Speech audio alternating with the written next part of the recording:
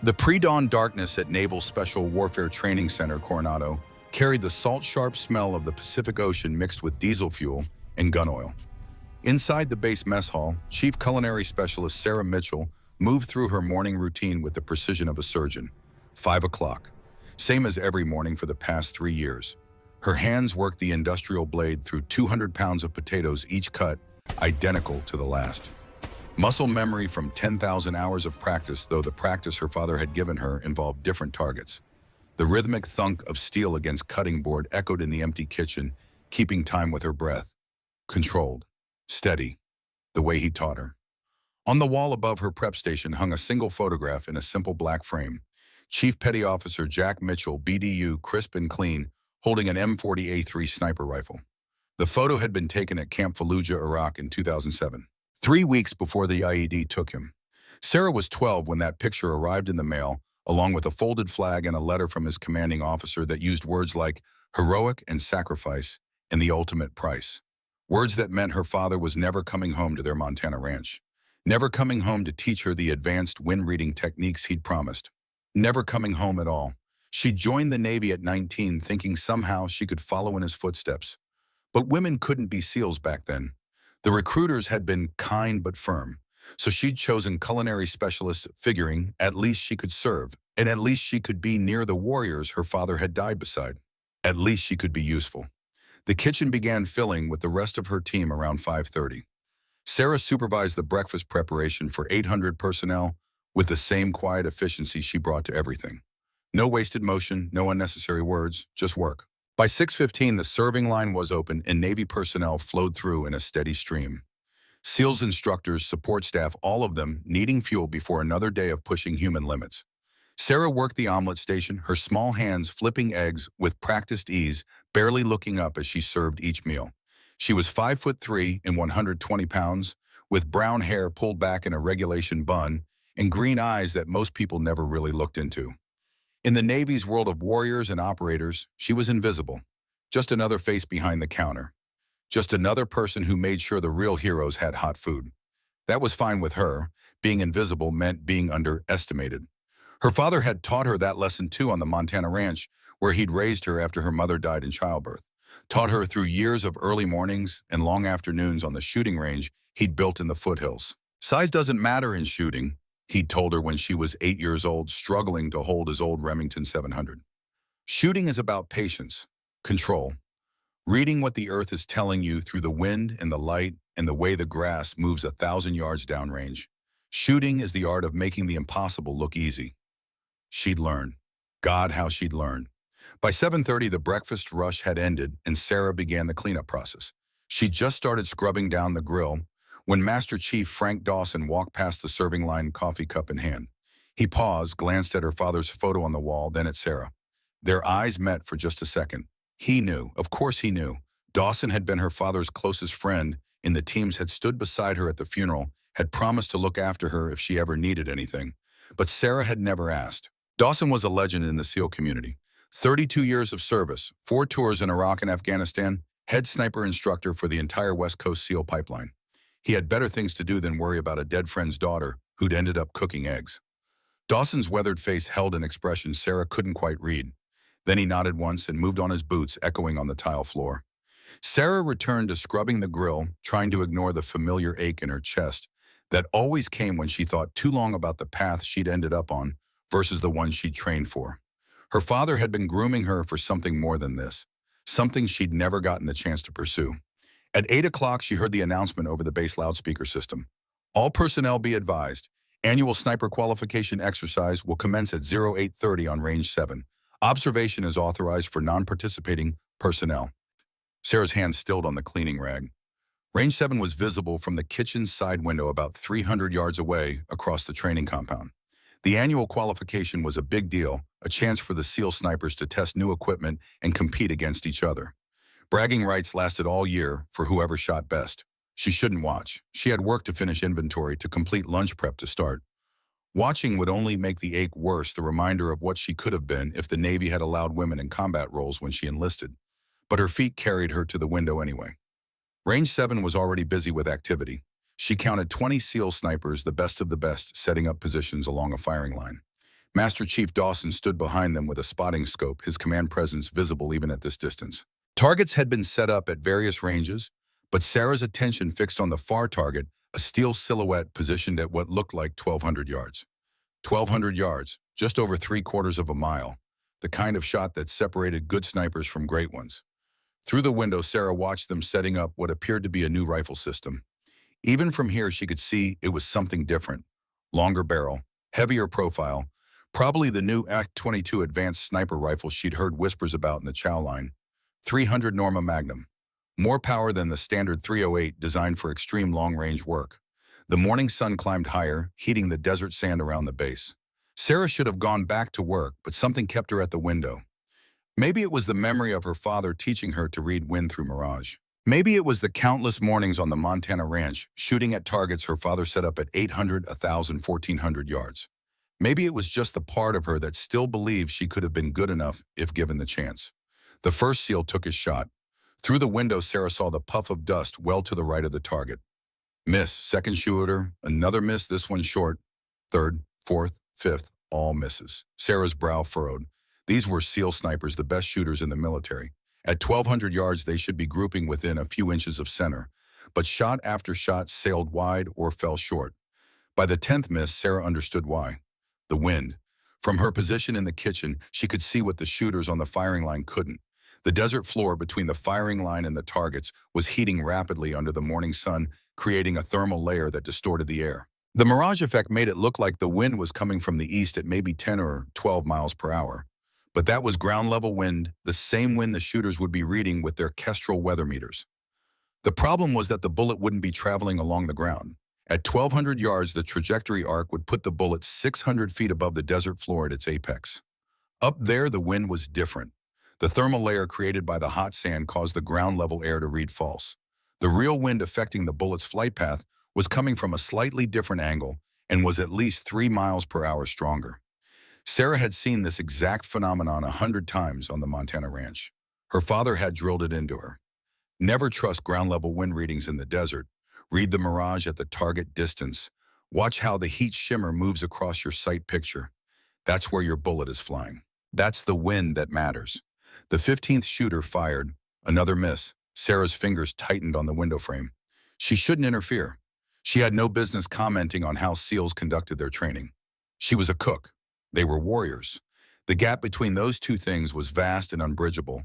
But watching them fail shot after shot using a flawed method gnawed at her. Her father's voice echoed in her memory. If you see someone doing something wrong and you stay silent, you're complicit in their failure. 20th shooter, final miss. Through the window, Sarah saw Master Chief Dawson slam his spotting scope closed. Even at 300 yards, his frustration was visible in every line of his body. 20 of the Navy's finest snipers, and not one had connected with the center mass of that 1,200-yard target. Sarah made a decision she knew she'd probably regret. She untied her apron, hung it on its hook, and walked out of the kitchen. The walk to range 7 felt longer than 300 yards. With each step, Sarah's heart rate increased. This was insane. She was a culinary specialist second class about to interrupt a SEAL training evolution to tell Master Chief Dawson that he and his snipers were reading wind wrong. The only thing that kept her moving forward was the memory of her father's face, the way he'd looked at her the last time she'd made a perfect shot at 1,400 yards 3 months before he deployed to Iraq for the final time. "You've got the gift, Sarah," he'd said, pride clear in his voice. "You see what others miss. Don't ever hide that." She wasn't hiding it anymore. The SEALs gathered around Master Chief Dawson were in various states of frustration and confusion. 20 of them hard men with thousands of hours of training trying to figure out why a rifle system was failing. Except Sarah knew the rifle system wasn't the problem. "Master Chief Dawson, sir." Sarah's voice came out steady despite the rapid beating of her heart. "Permission to speak." Dawson turned his weathered face showing surprise, then annoyance. "Mitchell, aren't you supposed to be preparing lunch?" "Yes, Master Chief, She hesitated. 20 pairs of eyes were fixed on her now, most showing irritation at the interruption. One of them, Lieutenant Brad Sullivan, crossed his arms and smirked. "Well," Dawson's tone carried the weight of 3 decades of military authority. "Spit it out or get back to your station." Sarah forced herself to meet his eyes. "Sir, they're reading ground-level wind. The bullet's flying through a different air mass." Silence fell over the group. Then Sullivan laughed a sharp bark of derision. Sweetie, stick to making pancakes. We've got $100,000 worth of training in this group. I think we know how to read wind. Several other SEALs chuckled. Sarah felt heat rise in her cheeks, but she didn't look away from Dawson. His expression had shifted from annoyance to something else. Curiosity, maybe. Or recognition. Explain, Dawson said, holding up a hand to silence the chuckling. And this better be good, Mitchell. Sarah took a breath. Sir, the desert floor is heating up, creating a thermal layer. Ground level wind is reading different from the wind at the bullet's trajectory apex. The Kestrel meters are showing 10 to 12 miles per hour from the east, but that's not what's affecting the bullet when it's 600 feet above ground. The real wind at altitude is about 14 miles per hour from the northeast. The mirage at the target is showing it, but nobody's looking there. They're all looking at their meters. More silence. Sullivan's smirk had faded. Dawson studied her with an intensity that made Sarah's skin prickle. How do you know this? Dawson asked quietly. My father taught me, sir. Chief Petty Officer Jack Mitchell. He was a SEAL sniper. Trained under you, I believe. Recognition flashed across Dawson's face, followed by something that looked like pain. He glanced at Sullivan, then back to Sarah. When he spoke, his voice carried a challenge. You talk a big game for a cook. Can you back it up? Sarah's mouth went dry. This was the moment. The point of no return. She could backpedal, apologize for the interruption, return to the kitchen where she belonged. Or she could step up to the line and prove that her father's thousands of hours of training hadn't been wasted on a daughter who'd never gotten the chance to use those skills. Yes, Master Chief, I can. Dawson held her gaze for a long moment, then nodded. He picked up the MK-22 rifle, the weight clearly substantial at 17 pounds loaded, and held it out to her. Prove it. Sarah took the rifle. The weight was familiar, comfortable even. She'd trained with heavier rifles on the ranch. Her father had believed in building strength through practice. The MK-22's balance was different from what she was used to, but the fundamentals remained the same. She moved to the firing line, aware that every SEAL on the range was watching her now. Word had apparently spread because more personnel were gathering, curious to see what was happening. By the time Sarah reached the shooting mat and lowered herself into position, there had to be 200 people watching. No pressure. Sarah settled into prone position, the rifle's bipod deployed on the mat. The buttstock needed adjustment for her smaller frame. She cranked it in 2 inches, then checked her cheek weld. The Schmidt and Bender scope set perfectly aligned with her right eye, the 25 times magnification bringing the distant target into sharp clarity. 1,200 yards. The steel silhouette wavered in the heat shimmer. Sarah tuned out the crowd, tuned out the pressure, tuned out everything except the fundamentals her father had drilled into her 10,000 times. First read the wind. She ignored the Kestrel meter lying next to the shooting mat. Instead, she focused on the mirage through her scope. The heat shimmer was boiling from right to left across her sight picture, moving at a rate that indicated about 14 miles per hour. Wind from the 9 o'clock position quartering slightly toward her. Second, calculate the ballistics. The 300 Norma Magnum round would exit the barrel at 2,950 feet per second. At 1,200 yards, the bullet would drop 422 inches from the point of aim. She needed 34.2 minutes of angle elevation to compensate. For windage with a 14 mile per hour wind from 9 o'clock, the drift would be approximately 48 inches. Factor in Coriolis effect for Northern Hemisphere shooting, another 2.1 inches right. Spin drift, 3.8 inches right. Final adjustment, 34 minutes of angle up, 11 minutes of angle left. Sarah dialed the scope turrets, the clicks sharp and precise. Each click represented 1/4 minute of angle. She counted them carefully, double-checked her math, then settled behind the rifle. Third, control the platform. Her left hand slid under the buttstock, creating a rear bag support. Her right hand found the pistol grip index finger resting gently on the trigger guard. Not touching the trigger yet. Not until everything else was perfect. She pressed her body into the mat, eliminating any wobble. The rifle became an extension of her skeleton, solid and stable. No muscle tension, just bone structure and proper alignment. Fourth, control the breath. Deep breath in through the nose. Hold for 2 seconds. Exhale slowly through barely parted lips. She repeated this 3 times, feeling her heart rate slow from the adrenaline spike of being watched by hundreds of people. On the 4th breath cycle, she exhaled halfway and held. Natural respiratory pause. The scope reticle steadied on the target. 5th, control the heartbeat. Through the scope, Sarah could see the tiny bounce of the reticle caused by her pulse. Boom, boom, pause. Boom, boom, pause. The rhythm was steady, about 55 beats per minute. Years of ranch work and running had given her an athlete's resting heart rate.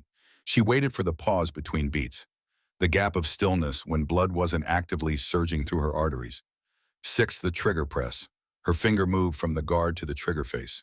3.5 pounds of pressure needed to break the shot. She applied it gradually, steadily during the cardiac pause. Not a pull or a jerk. A squeeze like crushing an egg between her shoulder blades, while her finger just happened to be on the trigger. The rifle fired. The recoil was substantial but manageable, the buttstock driving back into her shoulder pocket. Through the scope, Sarah kept her eye on the target, watching for impact. The 300 Norma Magnum bullet screamed downrange at 2,950 feet per second, rotating at 270,000 revolutions per minute from the barrel's rifling. It flew through the thermal layer, through the shifting winds at various altitudes, following the path dictated by physics and Sarah's calculations. Time of flight, 1.87 seconds. The bullet struck the steel silhouette exactly in the center by the X-ring with a resounding clang that echoed across the range. Perfect center mass hit. For 3 full seconds, nobody moved. Nobody spoke. The only sound was the desert wind and the fading echo of metal on metal. Then someone started clapping. Another person joined in. Within seconds, the entire crowd of 200 personnel was applauding and cheering. Sarah worked the bolt, ejecting the spent brass, then engaged the safety and stood up. She handed the rifle back to Master Chief Dawson, who was staring at her with an expression that mixed shock, respect, and something that might have been grief. "Rifle system is fine, Master Chief," Sarah said quietly, barely audible over the cheering. "Just need to read the air right, sir." Dawson took the rifle, his weathered hands gripping it mechanically while his eyes never left Sarah's face. When he spoke, his voice was rough with emotion. "My office, now." He turned and walked toward the administration building, his back straight despite 64 years of hard living. Sarah followed, aware of the eyes tracking her movement, aware of the whispered conversations starting behind her. Lieutenant Sullivan watched her pass, his earlier smirk completely gone, replaced by something that looked like stunned disbelief. Master Chief Dawson's office was exactly what Sarah expected. Spartan, functional. The walls held photos from 3 decades of SEAL operations, faces of warriors in various combat zones, some still living and some long dead. On the desk sat a framed photo that Sarah recognized immediately, her father and Dawson, both younger, both in desert camouflage somewhere in Iraq. Dawson closed the door and gestured to a chair. Sarah sat, her hands folded in her lap, waiting for whatever was coming. Praise or punishment, she honestly didn't know which to expect. Dawson sat behind his desk, set down the MK-22 rifle, and studied her for a long moment. When he finally spoke, his voice was controlled, professional. "That was a 1 in 1,000 shot, Mitchell. Hell, 1 in 10,000. I've trained over 200 snipers in my career. Less than a dozen could make that shot cold first round under observation pressure. My father trained me well, Master Chief." "Jack did more than train you well. He gave you a gift." Dawson leaned back in his chair. "How many hours of trigger time you got?" Sarah did the math in her head. Started shooting at age 8. 20 years of practice. Averaging 2 hours per day on the ranch, more on weekends. "Approximately 10,000 hours, sir, give or take." Dawson's eyebrows rose. 10,000 hours. That's more than most SEALs accumulate in their entire career. He paused. "Why are you cooking eggs, Mitchell?" The question hit harder than Sarah expected. She took a breath before answering. "Women couldn't be SEALs when I enlisted, sir. Culinary specialist was my way to serve. And now women can go through BUDS now. You could apply for a transfer." Sarah shook her head. "I'm 27, Master Chief. Too old to start BUDS. And even if I passed, I'd be 30 before I finished the pipeline. The Navy wants young operators they can train for decades, not someone pushing 30 who will age out of active field work in a few years." Dawson grunted a sound that might have been agreement or frustration. He picked up the photo of himself and Jack Mitchell, studying it. "Your father was the best natural shooter I ever trained," Dawson said quietly. "Had an instinct for reading conditions that you couldn't teach. I spent 20 years trying to figure out how his brain processed wind and distance and all the variables that go into a long-range shot. Never could quite replicate it." He set the photo down and looked at Sarah. "Until I watched you shoot just now. You process the same way Jack did. It's genetic or something, I don't know, but you've got his gift." Sarah felt tears pricking at her eyes but refused to let them fall. "He used to say shooting was about patience and seeing what others miss. He told me the same thing." Dawson stood and walked to the window overlooking Range 7. "Jack died in Ramadi. IED hit his convoy. He was covering the team's withdrawal, last man out. The explosion?" Dawson's voice caught. I was there, Mitchell. I was the one who pulled him out. But there was nothing to be done. He was gone before the medevac arrived. Sarah had heard the official story before, but hearing it from someone who'd been there made it real in a way the formal casualty notification never had. He died doing what he believed in. He died because I made a bad tactical decision, Dawson said, still looking out the window. I was the team leader. I chose the route. The IED was my failure. Master Chief, for 20 years I've lived with the guilt of losing my best friend because I didn't see a threat that should have been obvious. Dawson turned back to face her. Jack talked about you constantly, bragged about your shooting, said you were going to be better than both of us combined. He was right. Sarah didn't know how to respond to that. The silence stretched between them, heavy with shared loss and unspoken words. Then Dawson's office phone rang, shattering the moment. He answered it, his expression shifting from grief to intense focus in seconds. Dawson, yes, sir, when understood. I'll handle it. He hung up and looked at Sarah with an expression she couldn't quite read. How do you feel about moving from theory to practice? Sir, that was the base commander. We've got a situation developing, a real-world threat that requires a sniper. And due to circumstances I'll explain in a moment, you're the only person available who can make the shot required. Sarah's pulse quickened. Master Chief, I'm not qualified for... Can you shoot or can't you? Dawson's voice carried the snap of command. Because I just watched you do something 20 SEAL snipers couldn't do. And right now, I need a shooter who can perform under pressure. So I'll ask again, can you shoot? Sarah met his eyes and saw the challenge there, the same challenge her father used to give her when he pushed her beyond what she thought were her limits. Yes, Master Chief, I can shoot. Then let's go. I'll brief you on the way. Dawson grabbed his cover and headed for the door, then paused and looked back. And Mitchell, your father would be proud of what you just did out there. Whatever happens next, remember that. They walked out of the office together, Sarah's mind racing with questions she didn't have time to ask. Whatever situation was developing, it was serious enough to require a sniper and urgent enough that they were considering sending a culinary specialist instead of a trained SEAL operator. This was either the opportunity of a lifetime or the worst decision anyone had ever made. Either way, there was no turning back now. Commander Robert Wilson's briefing room hummed with tension. Sarah stood beside Master Chief Dawson, facing a wall of monitors displaying satellite imagery and intelligence reports. Wilson's jaw was set tight as he pulled up the first file. Federal Judge Maria Castellanos. Wilson began without preamble. The screen showed a distinguished woman in judicial robes, salt and pepper hair, framing an intelligent face. Central District of California. For 18 months, she's been presiding over the trial of 16 Sinaloa cartel members.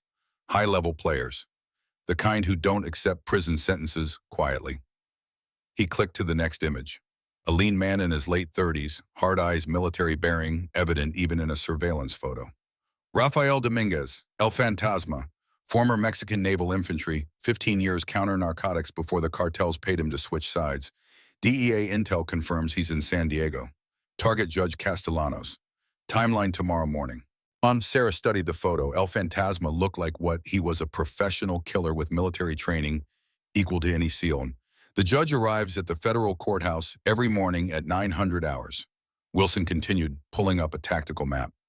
Underground garage to breezeway, 100 yards of exposure, 45 seconds where she's vulnerable. Where's Sullivan? Wilson asked, suddenly glancing past them toward the medical bay. Separated shoulder, sir, Dawson replied. Training accident 30 minutes ago. He's done for 6 weeks minimum. Harrison Chen. Harrison's wheels up for Virginia in 90 minutes. Chen's still on medical leave. Rodriguez shipped to Bahrain yesterday. Sir, our bench is empty. Wilson's eyes fixed on Sarah. Which brings us to the cook, who just outshot 20 SEALs. The weight of his stare made Sarah's stomach tighten. This wasn't a qualifications range. This was life and death. Sir, I can shoot, Sarah said carefully. But I'm not an operator. I've never cleared a building or run tactical ops which is why Master Chief Dawson handles tactics. You handle the rifle. Wilson leaned forward. Can you make a 1,300-yard shot in an urban environment with variable winds and civilian traffic? Sarah thought of Montana, the ranch, 10,000 hours behind a rifle. Her father's voice coaching her through every condition imaginable. Yes, sir. Even if the target is human, not steel or paper, a man who'll bleed and die if you do your job. The question demanded honesty. Sarah thought about Judge Castellanos, who dedicated her life to justice.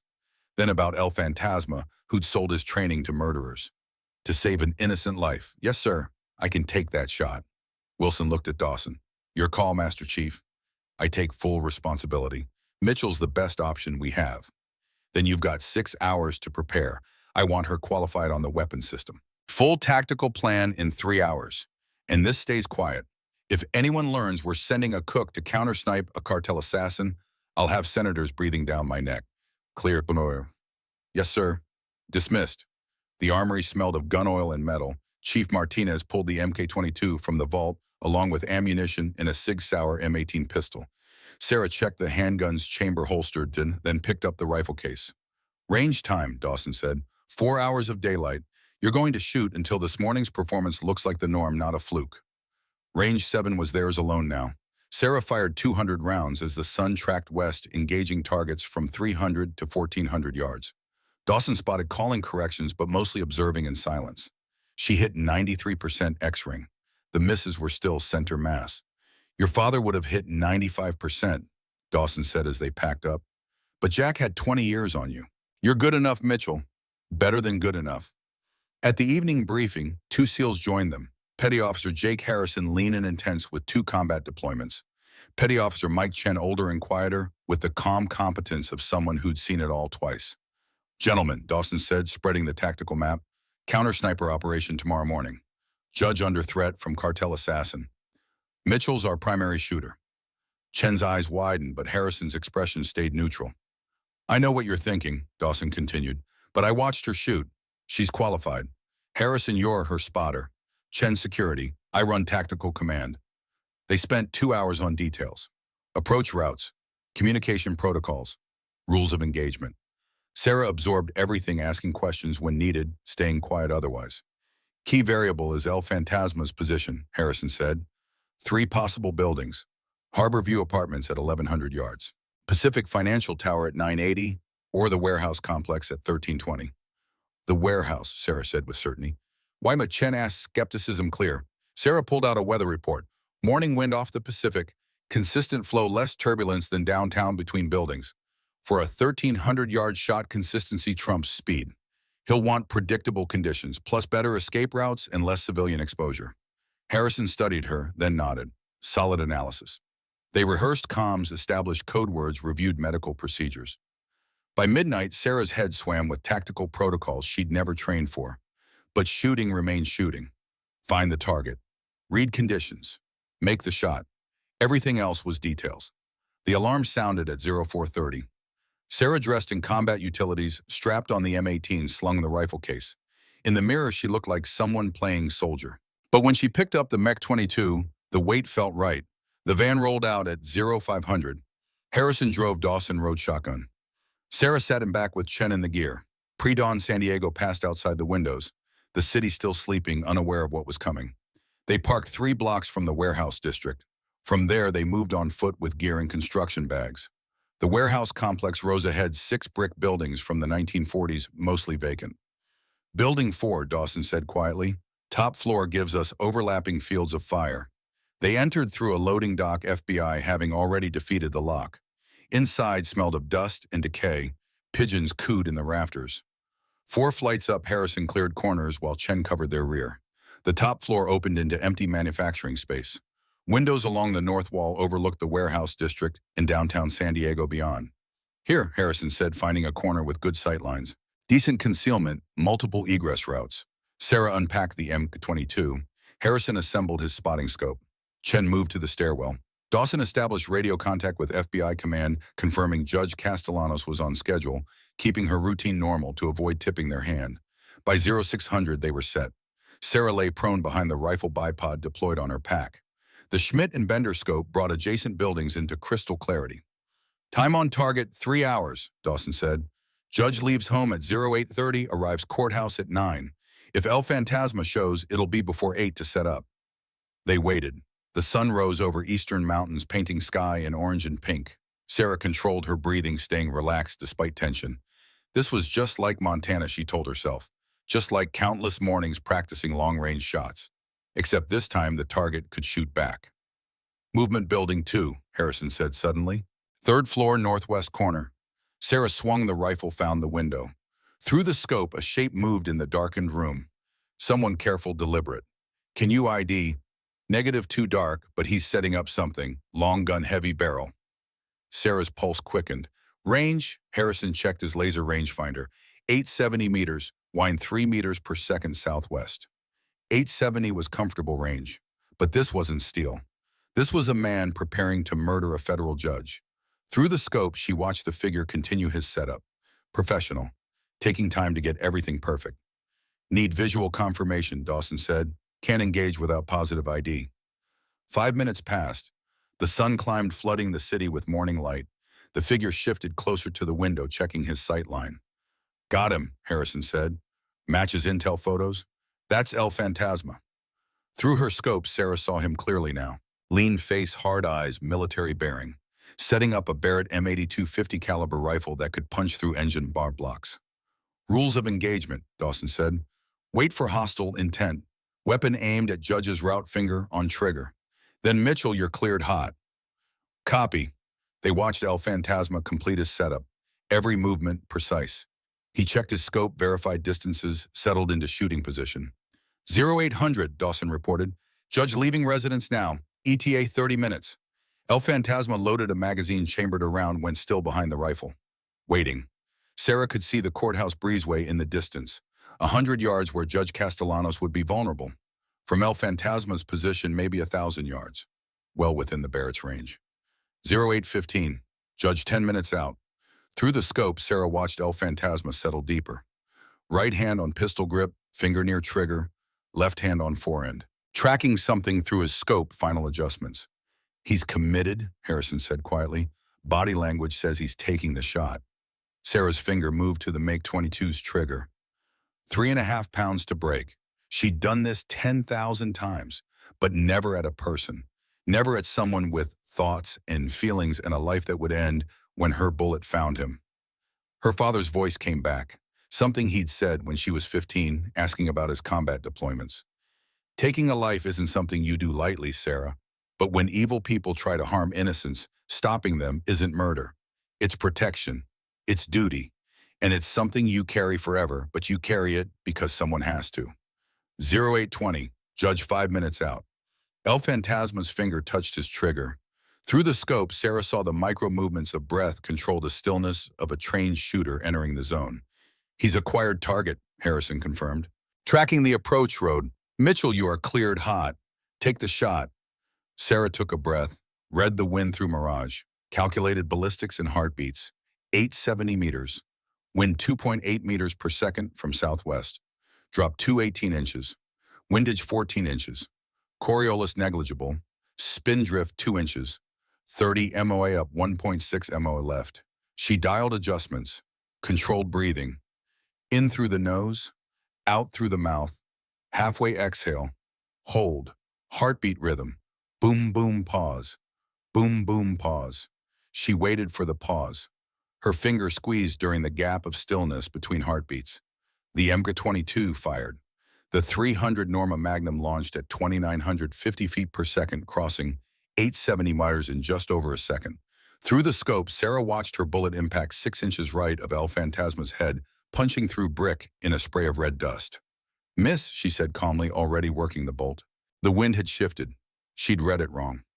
Adjust left 0.5 MOA, Harrison called. But El Fantasma wasn't waiting. He'd seen brick explode beside his head and was already moving, abandoning his rifle and diving from the window. Target mobile, Harrison reported. Lost visual. FBI moving the judge, Dawson said into his radio. Abort approach, return to secure location. Threat active. Sarah scanned building 2 looking for movement. El Fantasma knew staying meant death. He'd be repositioning or escaping.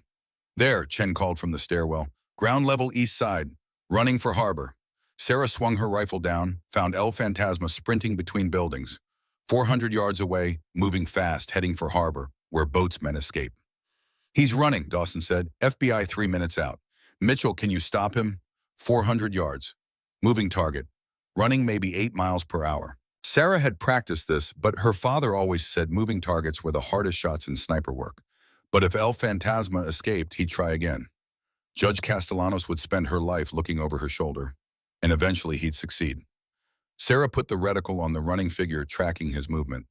He was heading for a gap between warehouses leading to the harbor. If he made it through, he was gone. She led him by 3 feet, accounting for speed and bullet flight time. Controlled her breathing. Found the pause between heartbeats. The MiG-22 fired. The bullet flew true across 400 yards trajectory, arc minimal flight time under a second. Through her scope, Sarah watched El Fantasma take 2 more strides before the round struck his right shoulder blade, spinning him sideways and dropping him hard. He went down but immediately started crawling, left arm still functional, pulling himself toward the gap. Tough man. A shoulder hit that would stop most people barely slowed him. Hit, Harrison confirmed. Right shoulder target still mobile. FBI 60 seconds out, Dawson said. Mitchell, keep him pinned. Sarah chambered a fresh round. Through the scope, El Fantasma had made it behind a shipping container. Smart, keeping steel between himself and Sarah's rifle. But he was trapped. The container blocked his escape route, and FBI vehicles screamed into the district from 3 directions, sirens shattering morning quiet. Target contained, Dawson said. Good shooting, Mitchell. Sarah saved her rifle, sat back from the scope. Her hands trembled now that immediate crisis had passed. She'd just shot a human being. Cartel assassin or not, she'd sent a bullet into another person's body. Her father had been right. This was something she'd carry forever. Harrison squeezed her shoulder. Clean shooting. You stopped a killer and saved a judge's life. That matters. FBI tactical units swarmed the container. Through the window, Sarah watched agents in full gear advance with rifles raised. El Fantasma emerged with his good arm raised, right shoulder dark with blood. They took him down hard, securing him before medics moved in. Dawson coordinated with FBI command. Threat neutralized. Judge Castellanos secure. Suspect in custody. GSW right shoulder needs medical attention. Yes, sir. We'll pack up and return to base. They broke down the position efficiently. Sarah's hands worked automatically disassembling the rifle while her mind processed what had happened. 2 shots fired, 1 miss, 1 hit. 1 man down, 1 judge alive. The math was simple, but emotional weight was complex. The van ride back was quiet. Chen drove. Dawson made calls to the base commander. Harrison cleaned his spotting scope, giving Sarah space to process. First combat shot, Harrison asked after a while. Sarah nodded. It's different than the range. Target shooting is sport. This is something else. But you did good work today, Mitchell. Professional and controlled. A lot of trained operators would have missed that moving target shot. I almost missed the first one. Almost doesn't count in sniper work. You adjusted and got the hit that mattered. That's what separates good shooters from great ones. They arrived at Coronado at 1100 hours. The base buzzed with activity, word having spread that something significant had happened. Personnel watched as Sarah climbed out with the rifle case. Commander Wilson met them at the armory. His expression was unreadable as Dawson provided detailed debrief while they checked weapons back in.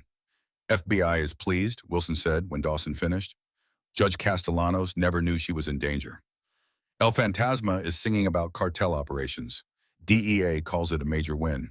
And nobody outside a small circle knows a Navy cook was the shooter. That's how it should stay, sir, Dawson said. Agreed. Officially FBI operation with SEAL support. Unofficially, Petty Officer Mitchell performed exceptionally, and I'm recommending her for a Navy and Marine Corps Commendation Medal. Classified citation. Sarah had expected that. Secret operations meant secret recognition. She didn't care about medals. What mattered was Judge Castellanos was safe and El Fantasma was in custody. There's something else, Wilson said, glancing at Sarah. Master Chief, my office. Bring Mitchell. Wilson's office was Spartan military style. He closed the door, gestured for them to sit. Mitchell, what happened this morning raises questions about your assignment, Wilson began. You've demonstrated sniper capabilities exceeding most trained operators. That's not a skill set to waste in a galley kitchen. Sarah's pulse quickened. Sir, I'm not qualified for SEAL training. Age restrictions aside, I don't have combat experience or... I'm not talking about buds, Wilson interrupted. I'm talking about a different path. The Navy is opening instructor positions for specialized weapons training, sniper instruction specifically. We need people who can teach fundamentals to the next generation. Sir, I just made 2 combat shots. That doesn't make me qualified to teach SEALs. No, but 10,000 hours of practice does, combined with talent inherited from one of the best snipers we ever produced. Master Chief Dawson recommended you for the program. After this morning's performance, I agree. Sarah looked at Dawson, who nodded. You've got the gift, Mitchell. More importantly, you can communicate it. I watched you explain that wind problem to 20 confused SEALs. You broke down complex environmental interaction into terms they could understand and apply. That's teaching. The program requires qualification through our advanced sniper course, Wilson continued. 10 weeks intensive training condensed to 2-week evaluation for candidates with prior experience. You'd test against SEAL standards same as any operator. Pass rate is 60% for SEALs with multiple deployments. For someone without combat experience, it'll be harder. And if I fail, back to the galley, no second chances. But if you pass, you'll be the first woman to hold a SEAL sniper instructor position. You'd train the warriors who protect this country. Make a real difference. Sarah thought about her father, the countless hours he'd invested teaching her, the pride in his voice when she'd made a difficult shot. He'd wanted her to be more than a cook. He'd trained her for something greater. When would evaluation start? Monday, 5 days from now, gives you the weekend to prepare mentally and physically. Master Chief Dawson will be your primary evaluator. Sarah looked at Dawson again. The old SEAL's weathered face showed confidence in her, the same confidence her father used to show. It scared and inspired her equally. I'll do it, Sarah said. I'll take the evaluation. Wilson smiled for the first time. Outstanding. Report to Master Chief Dawson at 0500 Monday morning. Dismissed. Walking across the compound, Dawson was quiet, letting Sarah process what she'd committed to. You know this won't be easy, he finally said. 2 weeks of the hardest shooting you've ever done. Physical challenges, mental stress, and every SEAL watching to see if the cook can hang with warriors. I know, Master Chief. Some will want you to fail. They'll see you as an outsider who hasn't earned the right to teach SEALs. Sullivan especially. He won't forget you made the shot he couldn't. I can handle Sullivan. I know you can. Your father taught you mental toughness along with shooting skills. Dawson stopped, turned to face her. Jack would be proud of you, Mitchell. What you did this morning. What you're about to do next week. He'd be proud. The words hit harder than expected. Tears pressed at her eyes, but she refused to let them fall. Thank you, Master Chief. Get some rest this weekend. Monday morning, the real work begins. Monday morning arrived with pre-dawn darkness Sarah had come to associate with important moments. She dressed in PT gear and reported to Range 7 at 0500 sharp. Dawson was already there along with Lieutenant Sullivan and 3 other SEAL instructors. Sullivan's arm was still in a sling, but his eyes were hard with resentment. The other instructors looked skeptical, but willing to reserve judgment. Dawson looked ready to put her through hell. Gentlemen, Dawson said, this is Petty Officer Mitchell. For 2 weeks, she'll undergo evaluation for sniper instructor qualification. She'll be held to the same standards as any SEAL candidate. No breaks, no special treatment. Judge her on performance, nothing else. One instructor, a weathered chief named Rodriguez, raised an eyebrow. Master Chief, with respect, she's a cook. How is she even qualified to attempt this program? Watch and learn, Chief. Phase 1 was known distance shooting. Targets at 300, 500, 700, 900, and 1,000 yards. 5 shots each distance. 90% or better to pass. Sarah settled behind the MK-22 at the 300-yard line. Closest target, easiest shot. She took her time, controlled breathing, fired 5 rounds in smooth succession. All 5 X-ring. 500 yards. Same result. 700 yards. 4 X-ring hits, 1 just outside, but still center mass. Sullivan made notes, expression sour. 900 yards. Wind was picking up, gusting unpredictably. Sarah read the mirage carefully, waiting for gusts to settle into consistent flow. When she found the rhythm, she fired 5 shots. 3 X-ring, 2 center mass. Acceptable, Rodriguez muttered. Let's see 1,000. 1,000 yards was where most candidates showed weakness. Distance magnified every tiny error in form, breath control, or wind reading. Sarah settled into position, body completely relaxed, rifle an extension of her skeleton. First shot took 15 seconds to set up. Reading, wind checking, mirage, doing math. The bullet flew true that struck X-ring. 4 more shots followed, each one taking time to set up properly. When she finished, all 5 rounds were X-ring. Perfect score at 1,000 yards. Rodriguez whistled low. Okay, I'm impressed. Don't be, Sullivan said. Known distance is easy. Wait for unknown distance calculations. Phase 2 started after a 10-minute break. Unknown distance meant targets at ranges the shooter had to estimate without laser rangefinder. Required understanding MILDOT, reticle math, terrain, association, visual size comparison. Dawson pointed to a distant target. Standard E-type silhouette. Estimate range and engage. Sarah studied the target through her scope. silhouette on elevated ground partially obscured by brush. She used mil-dot reticle to measure the target's height, knowing standard E-type was 19 inches tall. The measurement gave her range. 730 meters, she called. Close enough, Dawson said. 745 actual, engage. Sarah dialed her scope, adjusted for wind fired. Center mass hit. They repeated this drill 12 times over 2 hours, targets ranging from 400 to 1,200 meters. Sarah estimated ranges within 15 meters on 10 of 12, and all 12 shots found center mass. By noon, even Sullivan's skepticism was cracking. Sarah had outshot most SEAL candidates. But the real test was coming. Phase 3 was fieldcraft and stalking. The ability to move undetected through terrain and establish concealed shooting position. This was where physical size mattered. Smaller shooters could hide easier, but they carried less strength for moving with heavy gear. They moved to rural training area east of Coronado. Rolling hills covered in scrub brush and rocky outcroppings. Dawson established an observation post on a hilltop. 3 observers with spotting scopes scanning the area. Your job is to approach within 200 meters undetected, establish shooting position, and engage that target. He pointed to a steel silhouette 700 meters from the OP. You have 90 minutes. Sarah studied terrain. Direct approach was impossible, too exposed. She'd need to use terrain folds and vegetation for concealment, moving slowly and deliberately. This wasn't her strongest skill. She'd practiced some stalking on Montana Ranch, but nothing at this level. She moved out carrying the M22 and wearing improvised ghillie suit she'd constructed over the weekend using burlap and local vegetation. The suit made her look like a mobile bush breaking up human silhouette. First 500 meters took 40 minutes. She used a dry creek bed for covered movement, staying low freezing whenever she thought observers might be scanning her direction. Her father had taught patience. Stalking was 90%, waiting 10% moving. At 600 meters, she found good shooting position behind rocks and scrub brush.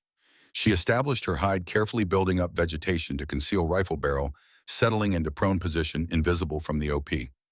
Then she waited. 30 minutes passed. Sarah barely moved, controlling breathing, staying hydrated from camelback under ghillie suit, watching target through scope. When Dawson's radio crackled with time, Sarah engaged. The shot echoed across training area. Center mass hit. Shooter announced position, Dawson called over radio. 600 meters bearing 270 degrees behind rock cluster with 3 scrub brush. Sarah responded. Silence. Then Rodriguez's voice came over the radio, grudging respect clear. I'll be damned. We never spotted her. 0 visual contact during entire stalk. That's a pass, Dawson confirmed. RTB for debrief. The week continued with increasingly difficult challenges. Moving target engagement where Sarah had to hit targets traveling various speeds from 4 to 10 miles per hour. Night shooting with thermal optics and night vision equipment. High-angle shooting from elevated positions. Cold bore shots where first round from coal barrel had to hit at extreme range. Sarah passed every phase. Not perfectly, but well enough to meet or exceed standard. By Friday afternoon, she'd completed everything except final evaluation, a live fire scenario, testing all skills simultaneously under stress. That scenario came Saturday morning in the form of an unexpected emergency. The base alarm sounded at 0300, jerking Sarah awake. The announcement over loudspeaker was terse and urgent. Security alert, security alert. All personnel remain in quarters. QRF to staging area. This is not a drill. Sarah grabbed her radio, called Dawson. Master Chief, what's happening? Get dressed and get to the armory. Now, we've got a real-world situation. She threw on uniform, sprinted across compound. Base was in lockdown, security forces moving to defensive positions, lights blazing. At the armory, Dawson was already gearing up with Harrison and Chen. ISIS-inspired cell, Dawson said quickly as Sarah grabbed the MK-22. 2 suspects attempting to breach main gate. One has taken a hostage, a dependent child from base housing, 6-year-old girl. He's wearing what appears to be a suicide vest and threatening to detonate if anyone approaches. Sarah's blood ran cold. We're 782 meters from security tower at main gate. We need a shot that disables the detonator without killing the bomber or hitting the child. FBI HRT is 40 minutes out. We don't have 40 minutes. Master Chief, that's a precision shot under stress. The detonator is maybe 4 inches across. If you miss, we're no worse off. But if you hit, you save that little girl's life. Dawson's eyes locked on hers. This is your final evaluation, Mitchell. Real-world maximum pressure, innocent life on the line. This is what being a SEAL sniper instructor really means. Can you make this shot? Sarah thought about Judge Castellano's safe because she'd stopped El Fantasma. Thought about her father who'd spent his life protecting innocence. Thought about that 6-year-old girl who was probably terrified beyond comprehension. Yes, Master Chief, I can make this shot. They moved to Security Tower, a concrete structure 30 feet high overlooking the main gate. Through the tower window, Sarah could see the standoff. The bomber was a young man, maybe 25, with wild eyes and a cell phone in his right hand. The suicide vest was clearly visible under his jacket, and clutched against his left side was a little girl in pajamas crying silently. Harrison set up his spotting scope. Range 782 meters, wind 14 mph from southwest gusting to 18. Temperature 58 degrees, humidity 85%. Target moving, shifting weight nervously. Sarah assembled her shooting position on the tower platform sandbags for support the Mk-22 solid and ready. Through scope at 25 power magnification, she could see every detail. The bomber's shaking hand, the phone serving as detonator, the little girl's tear-streaked face. The physics were straightforward. 782 meters meant bullet drop of 226 inches. Wind drift at this range would be approximately 36 inches with current conditions. The complication was target size. 4 inches by 2 inches for the phone. And if she hit the bomber's hand instead of phone, his dying reflexes might trigger detonator. She had to hit the phone perfectly. Center mass of a 4-inch target at 782 meters, while the target was moving. SWAT is holding position, Dawson reported, his radio crackling. We're cleared to take the shot when ready. Sarah dialed scope adjustments. 29.8 MOA up for elevation. She started at 5.2 MOA left versus windage, but as she settled behind the rifle, she felt wind shift slightly. The trees near gate were moving differently now, indicating wind had decreased to maybe 12 mph. She adjusted to 4.7 MOA left. Breathing control. The bomber was moving erratically, shifting weight, waving the phone. Sarah needed him to still for just 2 seconds. Long enough to fire and for bullet to reach target. Through the scope, she watched his pattern. He'd shift pause for 3 seconds, shift again, pause for 2 seconds. The pattern wasn't perfect, but it was there. She'd have to time the shot for one of those pauses. Her finger touched trigger. 3.5 pounds of pressure. She applied 2 pounds worth holding there, waiting for the moment. The bomber shifted, paused. Sarah's breath was halfway out, held in natural respiratory pause. Her heartbeat rhythm was steady. Boom, boom, pause. The bomber started to move again, but then stopped, looking down at the crying child. 2-second window, maybe 3. Sarah's trigger finger completed the press during heartbeat pause. The hammer falling, firing pin striking primer powder, igniting and propelling the 300 Norma Magnum bullet down the barrel at 2,950 feet per second. Time of flight, 1.12 seconds. Through the scope, Sarah watched bullet trace in humid morning air, a streak of disturbed moisture marking its path. The physics played out exactly as calculated. The bullet arced over 782 meters, dropping, drifting with wind, spinning from barrel rifling. Impact. The cell phone exploded in a shower of plastic and circuit board fragments. The bomber's hand was intact, but detonator was gone, completely destroyed. For a split second, the bomber just stood there in shock, staring at his empty hand. Then SWAT officers were rushing in from 3 directions. They swarmed the bomber, separating him from the child, securing him with precision born of endless training. The little girl ran toward a woman Sarah assumed was her mother. Both of them crying, both of them alive. Hit confirmed, Harrison said, his voice carrying something like awe. Direct hit on detonator, 0.38 MOA accuracy at 782 meters. That's one of the best shots I've ever witnessed. Dawson was on radio coordinating with base security.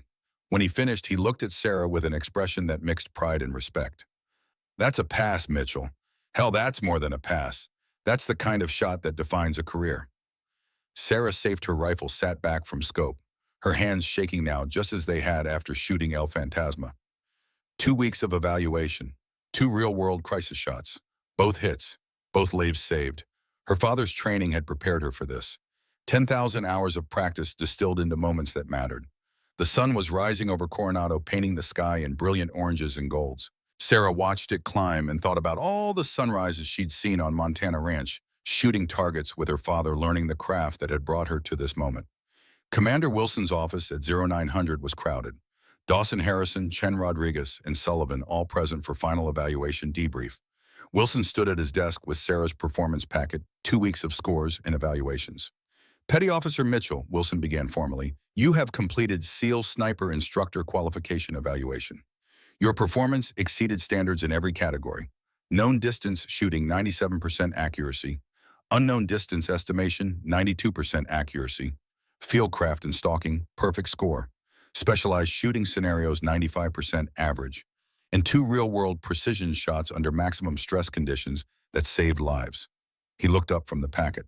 It is my determination that you have qualified as a SEAL Sniper Instructor with a rating of expert. You are hereby authorized to teach snipercraft to SEAL candidates and operators. This is a historic achievement, Mitchell. You're the first woman to hold this position. The room broke into applause. Even Sullivan clapped, though his expression was complicated, mixing respect with lingering resentment.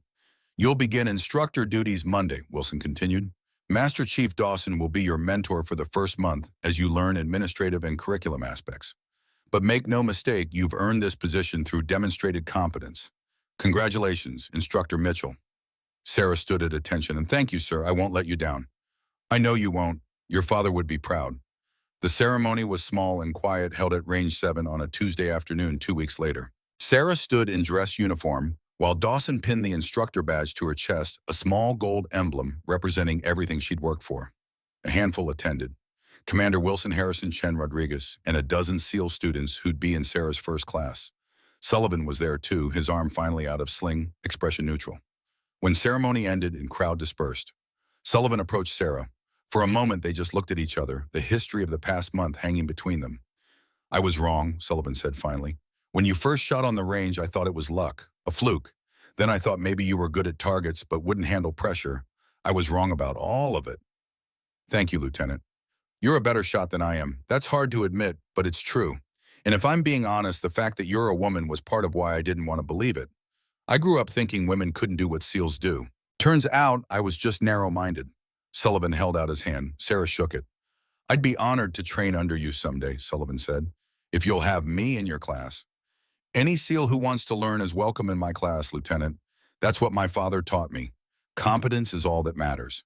Sullivan nodded and walked away. Sarah watched him go, understanding this small moment mattered more than all official recognition. Winning respect from skeptics through demonstrated skill was worth more than any medal. Dawson appeared beside her. Ready for Monday, 24 SEAL students, waiting to see if the legend lives up to hype. There's no legend, Master Chief, just a girl who learned to shoot from her father. That girl is an instructor now, and those students need what you can teach them.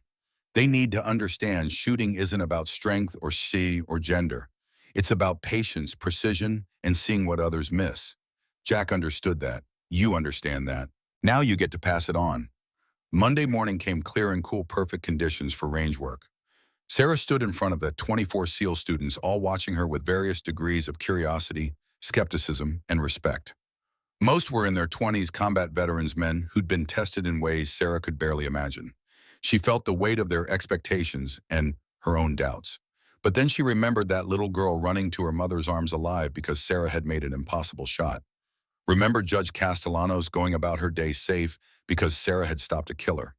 Remembered her father's voice saying, "You've got the gift, Sarah. Don't ever hide it." She wasn't hiding anymore. Gentlemen, Sarah began, her voice carrying across the range. I'm Instructor Mitchell. I'm not here because I'm a woman trying to prove something. I'm here because I can shoot, and my job is to make sure you can shoot better. Your life and the lives of your teammates will depend on the skills we develop over the next 10 weeks. Gender doesn't matter. Politics don't matter. The only thing that matters is whether you can put a bullet exactly where it needs to go every single time, regardless of conditions. She paused, making eye contact with several students. One of you just raised your hand. Question. A young SEAL in the front row, muscular and confident, lowered his hand. Ma'am, can you teach us that wind reading technique you used on the qualification range, the one where you read Mirage instead of using the Kestrel? Sarah smiled. That's exactly what we're starting with today. Let's go to the range. They followed her to the firing line, 24 warriors ready to learn from someone who'd proven herself through skill alone. Sarah picked up her rifle, the same MAC-22 she'd used for every significant shot of the past month, and settled into shooting position. Wind reading starts with understanding that air here is a fluid, she began. It moves in layers, it responds to temperature and pressure, and it's constantly changing. Technology can help, but your eyes and experience will always be your best tools. She fired a shot at the 1,200-yard target. Perfect center hit. Like that, she said. Now let me show you how to do it yourselves. 6 months later, Sarah stood at the same window in the mess hall where she'd watched the SEAL snipers miss that target, the shot that had changed everything. But she wasn't a cook anymore. She wore the instructor badge and carried the confidence of someone who'd found their purpose. Dawson appeared beside her, 2 cups of coffee in hand. He offered her one, and they stood together in comfortable silence, watching the morning light paint the Pacific Ocean in shades of gold. Jack would be proud, Dawson said quietly. What you've become, what you're teaching. I think about him every day. Every time I line up a shot, I hear his voice coaching me through the fundamentals. That's how it should be. The best teachers live on in their students. Dawson sipped his coffee. You know, Sullivan requested your advanced course next month. I heard. Think he's ready for it. I think he's ready to learn from the best. And whether he admits it or not, that's you. Sarah thought about the journey that had brought her here. From a Montana ranch to a Navy galley, to an instructor position she'd never imagined was possible. All because she'd refused to hide her gift, refused to accept that her skills didn't matter, just because of the job title she held. Her father had taught her to shoot, but he'd also taught her something more important. That competence mattered more than credentials, that skill earned respect, and that the only limitations that truly mattered were the ones you accepted yourself. She'd stopped accepting limitations. On the wall behind them, her father's photograph still hung in its simple black frame. Chief Petty Officer Jack Mitchell, holding his rifle pride in his eyes. Sarah looked at it and smiled. She'd made it, Dad. She'd made it his way. Through the window, she could see students on Range 7 practicing the techniques she'd taught them, reading Wind Through Mirage the way her father had taught her 2 decades ago on a ranch in Montana. The legacy continued. The craft passed on, one shot at a time. Sarah finished her coffee and headed out to join them. There was work to do, warriors to train, and a tradition to honor. The impossible had become possible, and she was just getting started.